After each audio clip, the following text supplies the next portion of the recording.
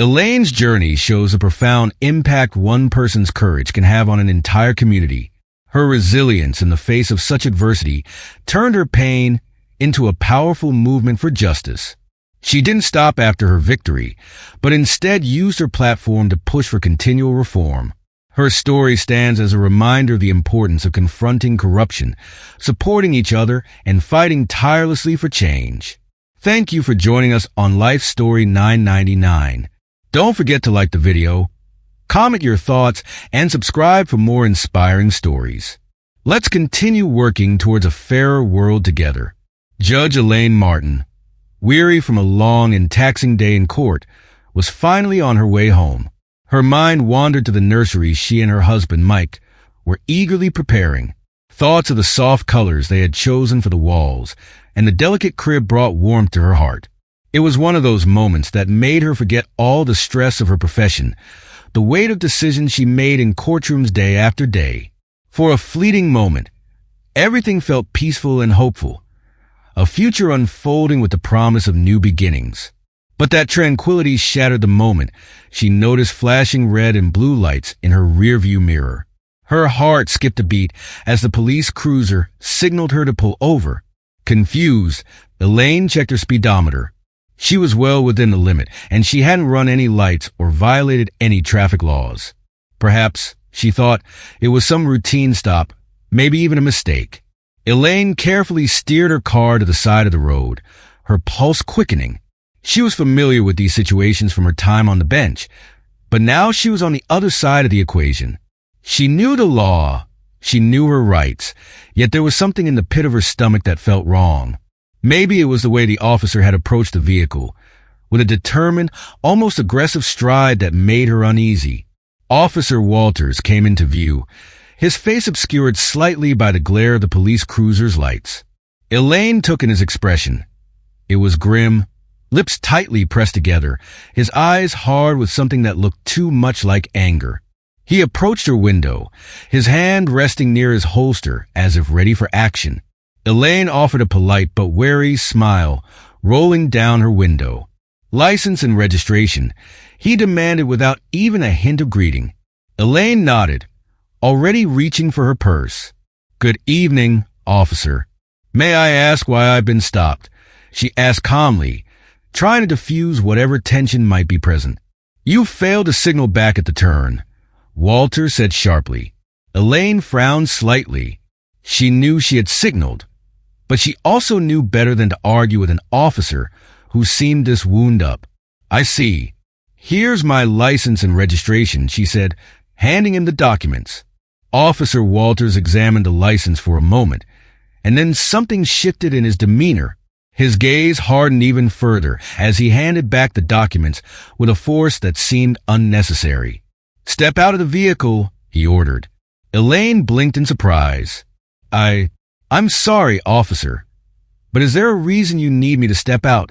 she asked, her voice steady but cautious. She kept her hands visible on the steering wheel, fully aware of how quickly things could escalate. "Step out of the car now," Walters repeated, his tone dripping with irritation. Elaine hesitated for a brief moment. She took a deep breath, her mind instinctively weighing her options. She knew she had done nothing wrong. She knew her rights, but she also knew how quickly these interactions could spiral out of control. She decided to comply. She was pregnant, and above all, she needed to stay calm. "Officer, I'm pregnant," she said softly, as she slowly moved her hand to unlock her seatbelt. "I'll do what you ask, but please, I want to make sure I stay safe for my baby." Her words, intended to de-escalate the situation, had the opposite effect. Walter's face darkened, his eyes narrowing. "Out of the car," he barked, his hand moving to grip her arm as soon as she opened the door. The force of his pull was harsh, yanking her out of her seat and onto the pavement. Elaine felt a rush of fear as her balance was thrown off, her knees scraping against the asphalt. "Please, I'm cooperating," she managed, her voice betraying the rising panic she felt. But Walter seemed beyond reason. He leaned in closer, his breath hot and acrid against her cheek. "You think you can talk your way out of this," he sneered. Elaine barely had time to comprehend his words before his fist came crashing into her face. The impact was blinding, a burst of pain that radiated through her skull. She fell back against the side of her car, her hands instinctively moving to protect her face, her entire body reeling from shock. For a moment, time seemed to slow. Elaine heard the muffled gasps of bystanders, felt the cold metal of her car against her back, and tasted blood. She tried to focus, tried to make sense of what was happening. How had it come to this? She was a judge, a servant of the law, someone who had always believed in justice, and now here she was brutalized on the side of the road by the very person meant to protect her. The ringing in her ears drowned out the voices around her. She could make out people gathering, some with their phones out, recording. She tried to speak, tried to say something, anything, but her voice was caught somewhere between pain and disbelief. The world spun, her vision blurring at the edges as she struggled to stay upright. "Please," she whispered, her voice breaking. "I'm pregnant." Another officer, Officer Dan Harris, arrived just then, skidding to a halt behind Walter's cruiser. His eyes widened at the sight before him. Elaine on the ground, her face bruised and bloodied, Walters towering over her, his posture menacing. Recognition flashed in his eyes, and he rushed forward. "Judge Martin?" he gasped, his voice filled with shock and disbelief. He turned towards Walters, fury etched on his face. "What the hell do you think you're doing?" Walters stepped back, his expression shifting from rage to something that resembled confusion. "Wait, what?" "She's a judge," he stammered, the realization dawning far too late. Officer Harris knelt beside Elaine, his voice gentle. "Judge Martin, I'm so sorry." "Let me help you," he said, his eyes flicking back to Walters with a glare that promised consequences. Elaine, her vision swimming, managed a nod. She could hear the voices of onlookers growing louder, some shouting at Walters, others urging Harris to help her. Her body trembled, pain radiating from her face and her abdomen, her mind frantic with worry for her unborn child. Harris helped her to her feet, supporting her as she struggled to steady herself. "We're going to get you to a hospital," he said, his tone protective. "This isn't over, Walters," he added, his voice cold and furious. Elaine closed her eyes for a moment, tears slipping down her bruised cheeks. She knew Harris meant well, but she also knew that this was just the beginning. The fight ahead would be long and difficult, but as she rested a hand on her abdomen, she knew she had to see it through for her child, and for the countless others who face similar injustices every day. As Elaine struggled to process the assault, the world around her blurred with confusion and pain. Her heart pounded in her chest, each beat a reminder of her vulnerability and the terror of the moment. It was then that Officer Dan Harris arrived at the scene, his patrol car screeching to a halt behind Walter's cruiser. He stepped out, his eyes widening in shock as he took in the sight of Elaine, a woman he immediately recognized, now bruised and shaken, leaning against her car. "Judge Martin?"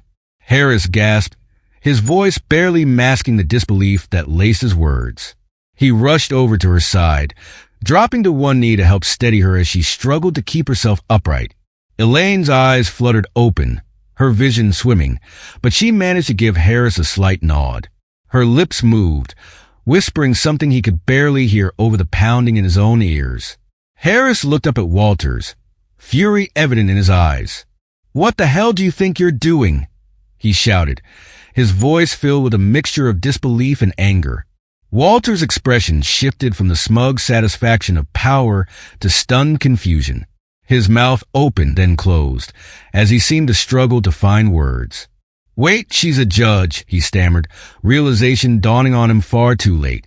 Without waiting for a response, Harris turned his attention back to Elaine, gently helping her to her feet. He could see the fear etched across her face, the tears streaking down her bruised cheeks, and it filled him with a deep sense of urgency. "Judge Martin, I'm so sorry," he said, his tone softening. "Let me get you to safety." He glanced back at Walters, his glare filled with promises of repercussions. With one arm wrapped around her to support her weight, Harris led Elaine away from the chaotic scene. The bystanders who had gathered, their phones recording every second, parted to make way for them. Elaine's legs felt weak beneath her, her balance unstable as her thoughts drifted to her baby. Was everything all right? Would her child survive this terrible ordeal? Harris carefully helped her into his patrol car, buckling her in as gently as he could. He could feel the weight of the moment. This was no ordinary stop, no simple misunderstanding. He knew that everything had changed in that instant, and he needed to do whatever it took to make things right. Walters had crossed a line, and there was no coming back from it. "We're going to the hospital," Harris said, his voice a mix of reassurance and determination. Elaine nodded. Her eyes closed as she leaned her head back against the seat, trying to control her breathing. The pain in her face throbbed in time with her heartbeat, but it was the ache in her soul that hurt the most. The profound betrayal she felt at the hands of the law enforcement she had trusted. As they drove away, Harris reached for his radio, his voice steady as he called for backup and reported the incident. His words were clipped, professional, but beneath them was a current of anger. He knew there would be an investigation, and he intended to make sure every detail was brought to light. Walters wasn't just going to walk away from this, not after what he had done. Elaine's thoughts drifted to Mike, her husband. She needed to tell him what had happened, but she also knew how much this would hurt him. Mike was her rock, the person who supported her through the toughest of times. She knew he would fight for her, for their unborn child, but the thought of involving him in this nightmare filled her with dread. She wanted to shield him, but there was no avoiding the harsh reality of what had just happened. Arriving at the hospital, Harris helped Elaine inside, speaking quickly to the nurses, who immediately rushed to assist her. She was placed on a gurney, the cold metal of the frame pressing against her back as they wheeled her into an examination room. The bright fluorescent lights above her made her squint, her head still pounding from the assault. She reached a hand to her swollen cheek, wincing at the pain. "Judge Martin, we're going to take care of you," one of the nurses assured her, her voice gentle. Elaine tried to smile, but it came out as more of a grimace. She knew they were doing their best, but it was hard to feel reassured when her mind kept replaying the events that had led her here. She couldn't shake the image of Walter's angry face, the flash of his fist, the sound of her own body hitting the ground. Meanwhile, Officer Harris stepped outside the examination room, his phone already in his hand. He dialed Mike's number, taking a deep breath as he prepared to make the call. This was not a conversation he ever imagined he would have, not with someone as respected as Judge Elaine Martin. He knew he owed her and her family the truth, and he would do whatever it took to see that justice was served. "Mr. Larson," Harris began when the line connected, his voice heavy with the weight of what he needed to say. "This is Officer Harris. There's been an incident involving your wife. I'm at the hospital with her now."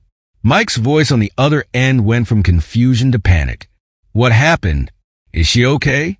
Is the baby okay?" Harris closed his eyes briefly, swallowing hard. "She's being looked after, sir, but you need to get here as soon as possible. I'll explain everything when you arrive." Hanging up, Harris looked back to the window of the examination room, his heart heavy. He knew that for Elaine, this was only the beginning.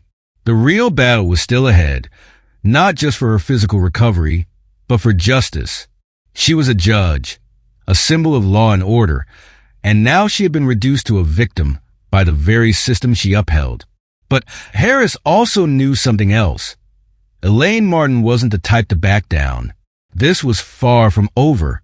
The news of the assault on Judge Elaine Martin spread like wildfire, igniting widespread outrage across the nation. Media outlets covered the story extensively, plastering Elaine's bruised face across every major news channel and social media platform. It wasn't just the shock of a respected judge being assaulted by a police officer that grabbed the public's attention. It was the grim realization that this incident was emblematic of something much deeper, much more sinister within the system. Reporters dug into Officer Walters' record, uncovering a disturbing history of complaints that had been systematically ignored by the department. There were allegations of excessive force, racial profiling, and misconduct, each one brushed under the rug, each one a warning sign that had gone unheeded.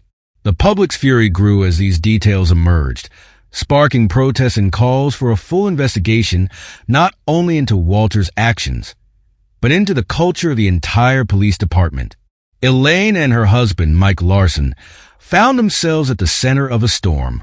They received messages of support from people across the country, letters from families who had experienced similar mistreatment, words of encouragement from strangers who saw Elaine as a symbol of justice.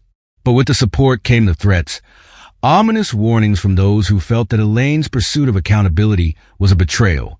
The tension weighed heavily on both of them, but they knew there was no turning back now. Mike, a seasoned attorney, was relentless in his pursuit of the truth. He spent hours sifting through reports, connecting with civil rights organizations, and rallying support for a deeper investigation. He knew this was bigger than Walters alone. This was about a system that had enabled and protected officers like Walters for far too long. It was about ensuring that those who abused their power were finally held accountable. Elaine, meanwhile, struggled with the emotional toll of the ordeal.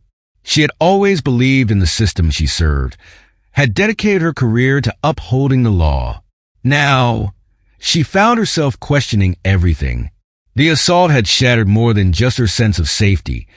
It had shattered her faith in the very institution she had sworn to protect. But even through her doubts and fears, she knew she couldn't remain silent. She couldn't let this be just another story that faded from the headlines without change. The investigation into Walters quickly expanded. It became clear that he wasn't acting in isolation. There were other officers who had covered for him, who had falsified reports and intimidated witnesses to protect him from facing the consequences of his actions. A disturbing web of complicity began to emerge, revealing a culture of silence within the department, a brotherhood that valued loyalty over justice, power over accountability. Mike and Elaine worked tirelessly with Officer Harris, who had become an unexpected ally. Harris, deeply shaken by what he had witnessed, was determined to see justice served. He provided them with information, guided them through the maze of police procedures, and stood by Elaine's side as she faced the media. Together, they formed a united front, refusing to be intimidated by those who wanted the truth buried. As the investigation gained momentum, the media frenzy intensified. Reporters camped outside their home, their cameras flashing whenever Elaine or Mike stepped outside. Protesters gathered in front of the police station, demanding answers, demanding change. The pressure on the department grew with each passing day, the weight of public scrutiny becoming impossible to ignore. The mayor held a press conference, promising a thorough investigation and sweeping reforms. But Elaine and Mike knew better than to take such promises at face value. They had seen too much, learned too much about how the system worked to be easily placated by words alone. Behind the scenes, they faced resistance from within the department. Officers who resented Elaine for speaking out, who viewed her as a threat to their way of life. They received anonymous threats, messages meant to intimidate them into backing down. But for every threat, there was a message of hope. A letter from a young law student inspired by Elaine's courage, a call from a community leader offering support. These moments reminded Elaine why she was fighting. It wasn't just for herself. It was for every person who had been silenced, every victim who had been denied justice. The turning point came when a whistleblower within the department came forward. Officer John Martinez, a veteran of the force, contacted Mike, offering to provide evidence of the corruption that ran through the department. Martinez was tired of the lies, tired of watching good officers be silenced while bad ones were protected. He handed over documents, recordings, and internal emails, evidence that painted a damning picture of a department rotten from the inside out. With Martinez's testimony, the investigation took on a new urgency. The media reported on the explosive revelations, the public outcry growing louder. There were calls for the police chief to resign, for federal oversight of the department. The story had become more than just about Elaine and Walters. It was now a movement, a demand for systemic change. Elaine, though still recovering from the physical and emotional wounds of the assault, found strength in the movement she had unwittingly sparked. She stood before the cameras, her voice steady as she called for accountability, for transparency, for justice. She spoke not just for herself, but for everyone who had been failed by the system. And as she looked out at the crowd, at the faces of those who believed in her, who believed in what was right, she knew that the fight was far from over, but she was ready to see it through. With the support of civil rights groups and a growing public outcry, Elaine brought her case to court.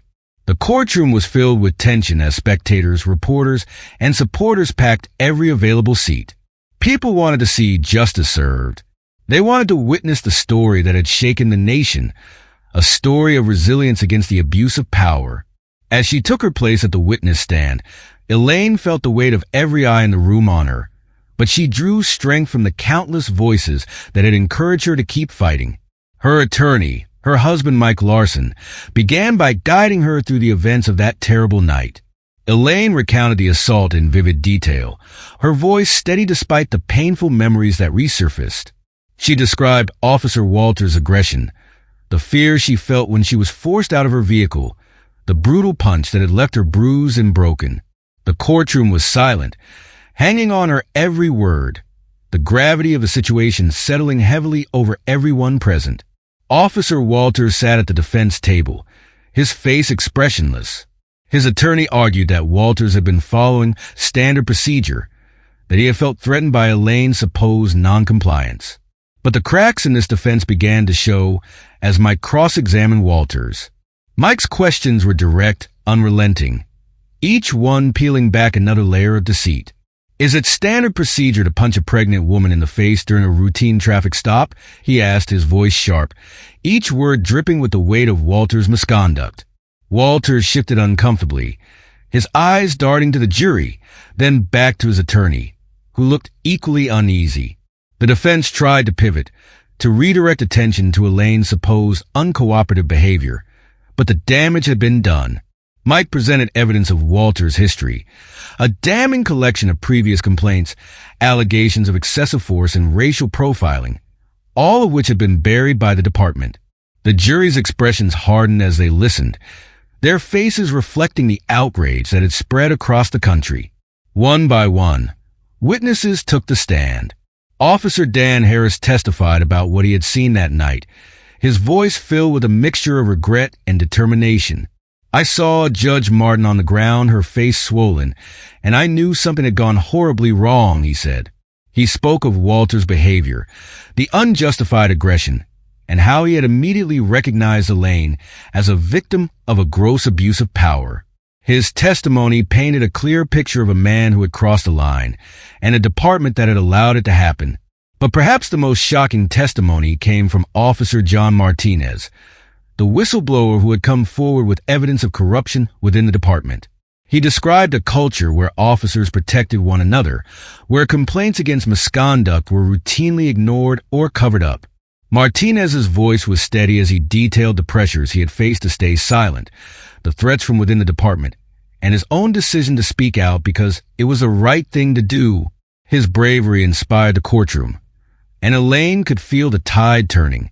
As Mike presented the final pieces of evidence, internal emails and falsified reports that had kept Walters' misconduct hidden for so long, Elaine watched the jury closely. She could see the shift in their eyes, the realization that this wasn't just about one bad officer, but a system that had failed time and time again to protect those it was supposed to serve. She felt a surge of hope, a belief that maybe, just maybe, justice would be served not only for her but for all those who had been wronged. Throughout the trial, the presence of civil rights groups was palpable. They stood outside the courthouse each day, holding signs demanding justice, chanting for accountability.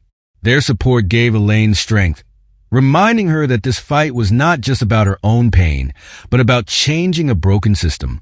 She knew that many people who had suffered similar fates never had their voices heard, and she was determined to speak for them. The defense made one last attempt to discredit Elaine, to paint her as someone who was using her position to manipulate the system. But it was clear that the jury wasn't buying it. They had heard enough lies, enough excuses.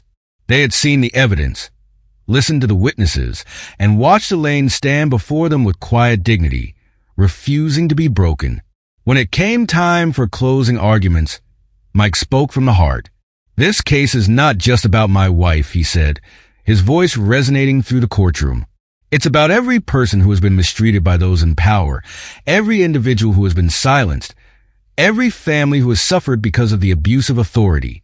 We cannot allow this to continue. We must hold those responsible accountable, not just for Elaine, but for all of us." As the jury was dismissed to deliberate, Elaine sat quietly, her hands folded in her lap. She glanced over at Mike, who gave her a reassuring smile. They had done everything they could. Now, it was up to the jury to decide. Hours passed, each minute feeling like an eternity. Elaine closed her eyes, her mind drifting to her unborn child. She thought about the world she wanted her baby to grow up in, a world where justice mattered, where people were treated with respect and dignity, no matter who they were. When the jury finally returned, the courtroom fell silent. The four persons stood, holding the piece of paper that would decide their fate. "We, the jury, find the defendant, Officer Walters, guilty on all charges." A collective gasp echoed through the room, followed by a wave of murmurs. Elaine felt tears well up in her eyes, relief washing over her like a tide. She turned to Mike, who reached for her hand, squeezing it gently. They had done it. As the judge thanked the jury and adjourned the court, Elaine stood, her legs feeling weak, but her heart stronger than ever. She turned to face the gallery, seeing the tears, the smiles, the hope in the faces of those who had supported her. This was a victory not just for her, but for everyone who had ever been wronged by the system.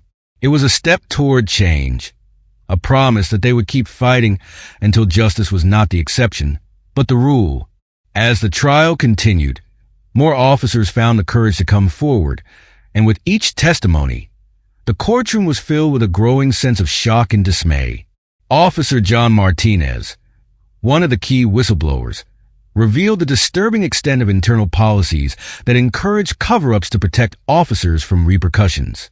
Martinez described how complaints against officers were routinely ignored or altered, and how supervisors pressured their subordinates to stay silent about any wrongdoing. The entire system, he explained, was designed to shield those in power, ensuring that misconduct was hidden from public view. Martinez's testimony was damning. He spoke of the unwritten code that existed within the department, a code that prioritized loyalty to fellow officers over justice. He described meetings where senior officers explicitly discouraged any form of whistleblowing, reminding the rank and file that they were part of a brotherhood that needed to protect its own. Any officer who tried to step out of line was threatened, ostracized, or even faced with punitive action.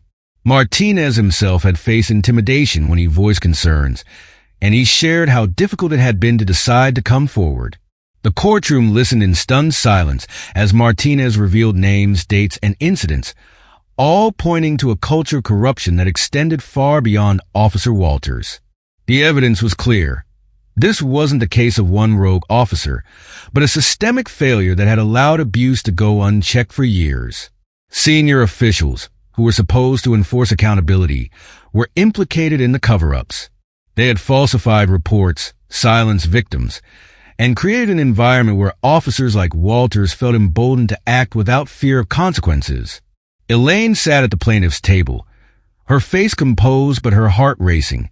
Each word from Martinez was both vindication and heartbreak. It confirmed her worst fears about the system she had spent her career believing in, but it also gave her hope that real change might be possible. She glanced at Mike, who was focused on every word, taking notes, his expression a mixture of anger and determination. They had wanted the truth, and now it was coming to light, in all its ugly, undeniable reality.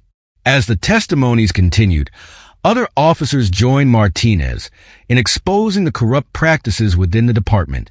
Officer Linda Reyes, who had served under one of the senior officials implicated, recounted how she had been pressured to alter her reports, to downplay incidents of excessive force, and to ignore the complaints brought by civilians. Reyes' voice trembled slightly as she spoke, but her resolve was evident. She described how she had seen promising young officers become disillusioned, how the constant pressure to conform had driven good people away from the force, leaving behind those who were willing to play by the department's corrupt rules. The judge overseeing the case, Judge Thompson, listened intently, his expression growing more solemn with each passing testimony. The weight of the evidence was overwhelming. It wasn't just a matter of Officer Walter's actions on that terrible night. It was a systemic issue, a rot that had festered within the department for years, perhaps decades. Judge Thompson, visibly moved by the bravery of those who had come forward, knew that this trial could not end with just one man being held accountable.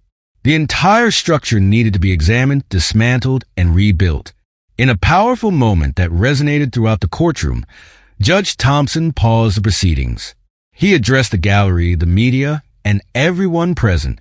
The evidence presented in this court goes beyond the actions of one individual. It points to a systemic failure that demands a thorough and independent investigation.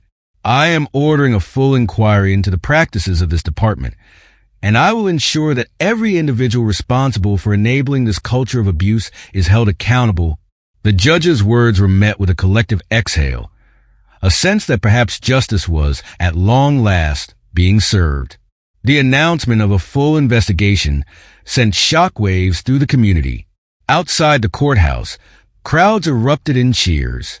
Civil rights advocates, who had been demanding accountability for years, felt a glimmer of hope that their cries were finally being heard. The media immediately picked up the story, broadcasting Judge Thompson's statement across the country. The momentum for change was building, and it was clear that this trial was more than just about Elaine's fight. It was about exposing a broken system and demanding its overhaul. Elaine felt a surge of emotion, relief, hope, and an unyielding resolve. This was why she had fought so hard, why she had endured the threats, the fear, the pain. It was never just about her. It was about every victim who had been silenced, every person who had been told that their suffering didn't matter. She looked at Mike, who gave her a small nod, his eyes reflecting the same determination she felt. They both knew that this was only the beginning. The fight to dismantle the corruption and rebuild a system that truly served the people was just starting, but for the first time, it felt like they had a real chance. Elaine's case sparked a movement that spread across the city like wildfire. Protests erupted, with citizens demanding transparency, accountability, and sweeping reforms within law enforcement. People of all backgrounds took to the streets, their voices united in a common cause. Civil rights advocates, community leaders, and ordinary citizens rallied behind Elaine, amplifying her voice and ensuring that her story remained in the spotlight. The energy was palpable, an undeniable force that seemed to grow stronger with each passing day. Elaine watched from her home as footage of the protests played across the television screen. She saw the crowds, the signs held high, the chants echoing through the streets. It moved her deeply to see so many people standing with her, fighting for the change that had been needed for so long. She had started this journey feeling alone, but now she knew she was anything but. The community had risen, and their support became her strength, helping her to withstand the threats and pressures from those who wanted her to give up. The solidarity of the community was a powerful thing. Strangers sent letters, left messages of support, and shared their own stories of injustice. Elaine realized that her fight had become something much bigger than herself. It had become a catalyst for change, a rallying cry for those who had felt powerless for too long. As the protests continued, so did the pressure on city officials to act. Local politicians began to speak out, promising to address the systemic issues within the police department and to push for reforms that would ensure greater accountability. These moments of unity and collective action reassured Elaine that her efforts were making a real difference. Despite the threats and attempts to silence her, she knew she couldn't back down, not when so many were depending on her. The community was united, and together, they were sparking a long overdue movement for change. The momentum was undeniable, and for the first time in a long time, Elaine felt hopeful that justice, real justice, was within reach. After weeks of testimony and tense courtroom proceedings, the jury finally returned with their verdict. Officer Walters was found guilty on all charges, including assault and misconduct. The announcement sent a wave of emotion through the courtroom. Elaine felt a mixture of relief and validation, tears welling up in her eyes as she held Mike's hand tightly. Justice had been served, but she knew that this was just the beginning of the changes that needed to happen. The repercussions of the trial rippled throughout the police department. Senior officials who had enabled Walters faced their own legal battles, and the department underwent a structural overhaul. New policies were swiftly implemented to combat racial bias and address accountability gaps. Mandatory training sessions on racial sensitivity, as well as a new oversight committee, were put in place to ensure that the culture of silence and protection would no longer be tolerated. Though relieved by the outcome, Elaine and Mike knew that their journey for systemic change was far from over. The guilty verdict was a crucial step, but it was only one part of a much larger fight. Elaine continued her work, using her platform to advocate for deeper reforms, speaking at rallies, and meeting with lawmakers to push for meaningful change. She remained steadfast in her mission, reminding herself every day that this fight was for a safer, more equitable future for her family and her community. The aftermath of the trial brought moments of both hope and challenge. The community remained engaged, their voices louder than ever as they called for further accountability and transparency within law enforcement. Elaine knew that the road ahead would not be easy, but the support she felt from the community gave her strength. She and Mike often spoke about the future, about the kind of world they wanted their child to grow up in, a world where justice was not selective, where people were treated with dignity regardless of their background. For Elaine, the verdict was not the end, but a new beginning. It was a reminder that change was possible, that standing up and speaking out could make a difference. And as she looked ahead, she felt more determined than ever to keep fighting for what was right. Elaine's journey shows the profound impact one person's courage can have on an entire community. Her resilience in the face of such adversity turned her pain into a powerful movement for justice. She didn't stop after her victory, but instead used her platform to push for continual reform. Her story stands as a reminder of the importance of confronting corruption, supporting each other, and fighting tirelessly for change. Thank you for joining us on Life Story 999. Don't forget to like the video, comment your thoughts, and subscribe for more inspiring stories. Let's continue working towards a fairer world together.